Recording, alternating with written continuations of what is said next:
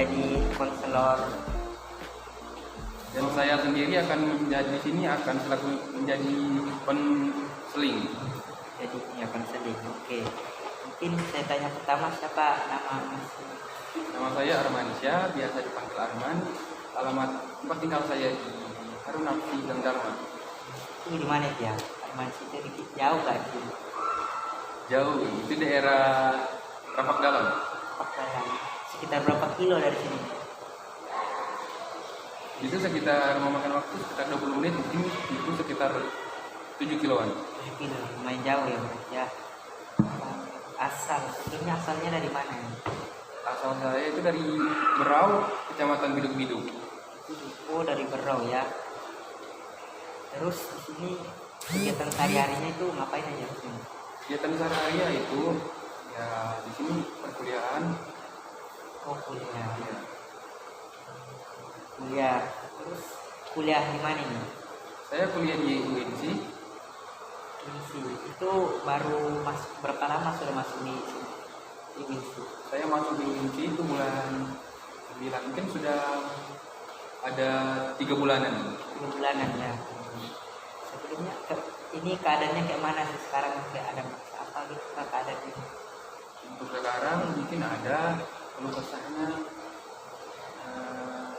yaitu masalah saya itu seperti kecanduan nonton bola, tidur terlambat, tidur terus subuh, begadang. Begadangnya. Oh, jadi kalau malam itu sering tidurnya lambat, jadi kalau siang itu jadi kayak tidak fokus ya. Terus sebelumnya pernah nggak datang ke konselor? Untuk sebelumnya nggak pernah. Nggak pernah ya. Jadi tidak pernah. Kan di dalam, saya jelaskan dulu ya, di dalam konseling itu ada beberapa asas-asas penting, seperti asas-asas itu keterbukaan. Jadi Mas Arman ini apa sih, kayak kalau ada beban itu yang dirasakan itu kasih keluar gitu, nggak usah ditutup-tutupi, jadi dilepas saja. Terus asas kerahasiaan, maksudnya di sini asas kerahasiaan itu yang tahu masalah kita, cerita kita ini cuma kita saja, tidak kita sebarkan ke orang-orang lain, yang tahu kita saja. Terus ada asas kesukarelaan, jadi di sini nanti saya akan memberikan informasi tips-tips gitu. Jadi kita itu, jadi Mas juga bekerja di tugas-tugasnya, nanti saya juga mengerjakan tugas-tugas saya. Terus tadi itu suka canda nonton gitu ya, bagaimana sih yang dirasakan itu, kok bisa nonton itu bagaimana? Itu bawaannya pertama kan mungkin pertama saya pengen mau nonton terus kan, jadi bawaannya itu pengen tidak ingat waktu sudah.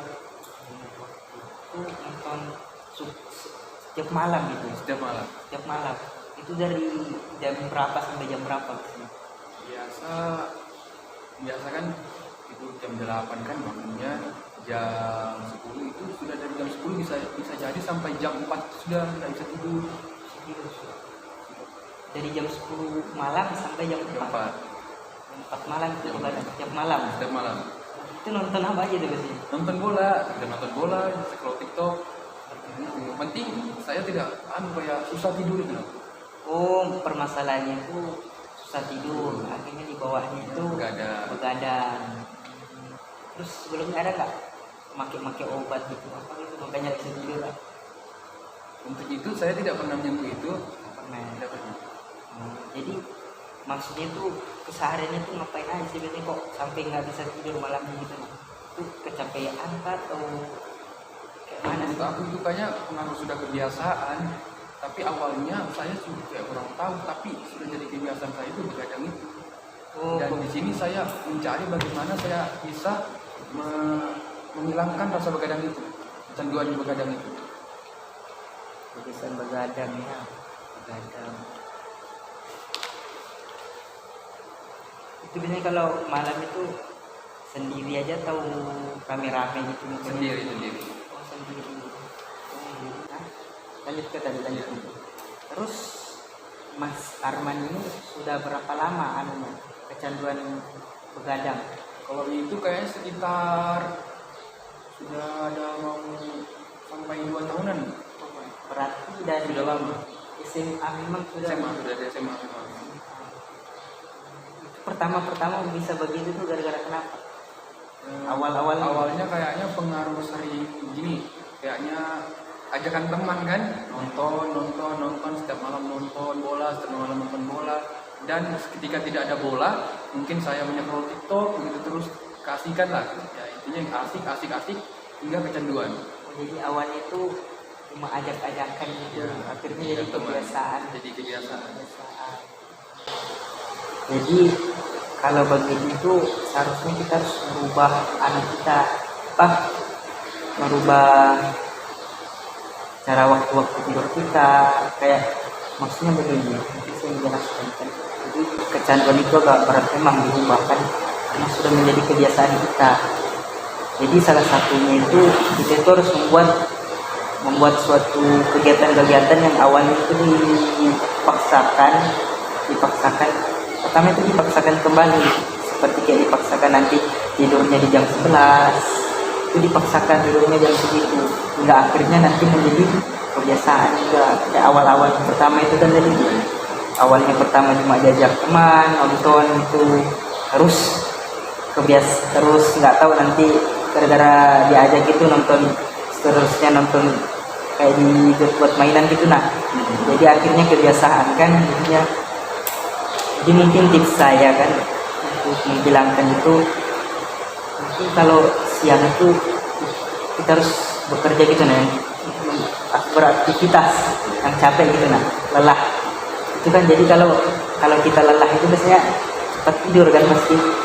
Nah, jadi ya, keseharian itu makanya buat aja lah kegiatan-kegiatan, jadwalkan gitu.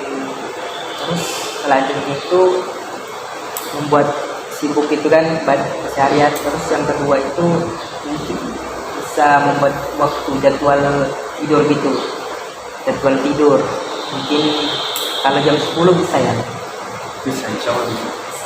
apa terlalu awal gitu jam 10 itu berat.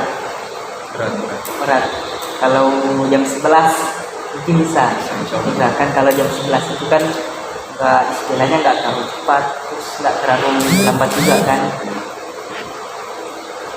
Jadi sebelumnya itu pas begadang itu, kalau sorenya itu tidur dulu baru begadang atau bagaimana sih? Apa langsung memang dari sore itu memang langsung begadang, nggak ada tidur, pokoknya nggak ada tidur sampai jam 4? Biasanya saya sekitar maghrib itu sudah ngantuk kan, situ ngantuk, tidurlah habis maghrib. Nah pas tuh bangun di jam 10, pas bangun jam 10 itu sudah. Oh, jadi waktu tidurnya lelapnya itu istilahnya terpakainya di waktu maghrib itu. Mungkin itu bisa diganti nanti. Jadi kalau waktu maghrib itu kayaknya nontonnya itu, main TikToknya itu, main gamenya gitu di waktu situ. Nah, jadi nanti kalau sudah waktu jam 11 itu sudah ngantuknya di situ, langsung tidur, dan maksudnya begadang itu bisa diganti. Nah, ya mungkin awal-awalnya berat lah kita merubah Biasa ya, tapi kalau di jadwal begitu kayak mungkin bisa bikin tulisan di kamar tidur, di dekat tempat tidur itu, di depan kamar lah, bisa bikin tulisan, misalnya bikin tulisan waktu tidur jam sore begini tidak boleh tidur, waktu tidur jam 11 tidur. Jadi kalau sudah waktu jam 11 matikan HP, sudah bersih gitu tidur.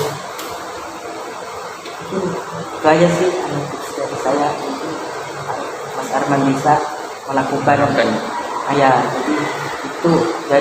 Jadi Mas Arman ini bukan, maksudnya di sini bukan hanya menganukan masalahnya, tapi harus melakukan kegiatan tips saya tadi itu, seperti membuat jadwal waktu tidur tadi itu kan, terus paksakan. Jadi kalau sore itu jangan tidur dulu, tidurnya jam 11 itu. Terima kasih, itulah sekian dari saya. Wassalamualaikum warahmatullahi wabarakatuh.